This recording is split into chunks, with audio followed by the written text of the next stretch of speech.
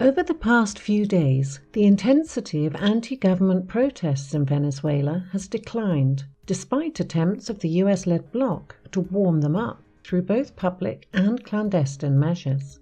However, the conflict continues to develop amid the acute standoff in the media sphere between the Maduro government and its opponents who are backed by the US-led bloc. On January the 29th, CNN released an interview with two Venezuelan army defectors who appealed to US President Donald Trump to arm them to defend freedom in Venezuela. They claimed to be in contact with hundreds of willing defectors via WhatsApp groups and called on Venezuelan soldiers to revolt against the government of President Nicolas Maduro.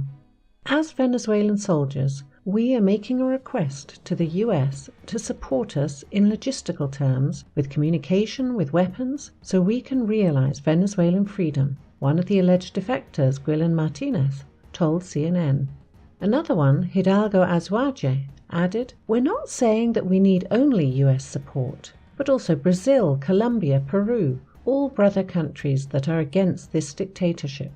During the entire clip, these persons were presented in a manner alleging that they had just recently defected and are now calling on others to follow their step. However, therein lies the problem. The badges on their uniform say FAN, Fuerza Armada Nacionales. This is an outdated pattern which has been dropped.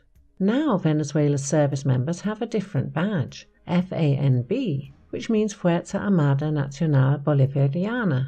So either the Venezuelan army defectors somehow lost the letter B from their uniform, or the entire interview is a staged show involving former Venezuelan service members who've been living for a long time outside the country, or, in the worst case, actors. The interview came amid increasing US political, media and sanction pressure on the Maduro government. White House National Security Advisor John Bolton was even spotted with a mysterious note about the deployment of 5,000 US troops to Colombia, the US ally which borders Venezuela.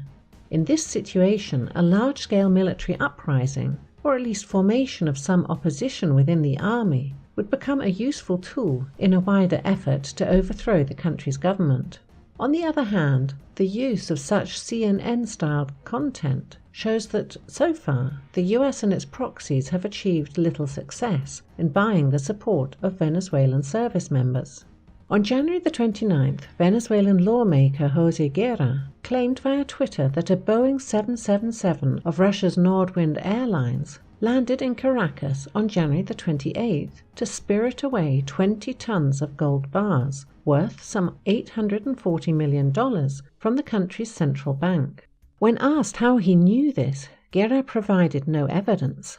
By January the 30th, these items of breaking news had rocked the headlines of most of the mainstream media.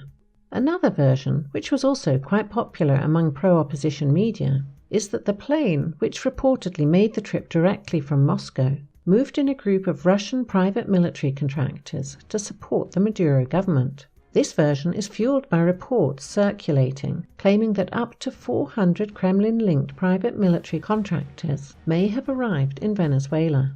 The developing crisis is also accompanied by the growth of citizen journalism. Bellingcat members already created a Twitter page named In Venezuela, which provides field news about the crisis from Toronto, Canada. It's easy to expect some open-source intelligence investigations revealing crimes of the Maduro government against peaceful protesters very soon, if the conflict escalates further. Roughly speaking, the mainstream media presents the audience with the following story. The Maduro government is about to fail, and it is already moving the country's gold reserves somewhere via Russian planes. At the same time, Vladimir Putin sent his mercenaries to rescue Maduro and to keep the corrupt regime in power in order to secure Russia's economic and political interests. This, as well as the oppressive nature of the regime, are the only reason why the forces of good have not yet achieved victory. Fortunately, there is the shining knight of democracy, Juan Guaido, who was democratically appointed as the interim president of Venezuela from Washington. He, his Free Venezuelan Army, consisting of hundreds of WhatsApp defectors and a group of unbiased US NATO-funded citizen journalists and investigators, are ready to stand against the Maduro-Putin alliance and to defend freedom and democracy in Venezuela, with a bit of help from the Trump administration, for sure. It's no secret that modern Venezuela is allied with Russia, and Moscow will employ its existing influence to resolve the crisis and thus defend its investments and oil assets. Furthermore, Maduro and his supporters showed that they are not going to give in to the US-led pressure. At the same time, the level of mainstream media hysteria, including an open disinformation campaign against the Maduro government and attempts to demonize it through various means, including its ties with Moscow, show that the Washington establishment is serious in its regime change efforts and may even be ready to instigate a Syria-style proxy war in the country in order to achieve its own goals.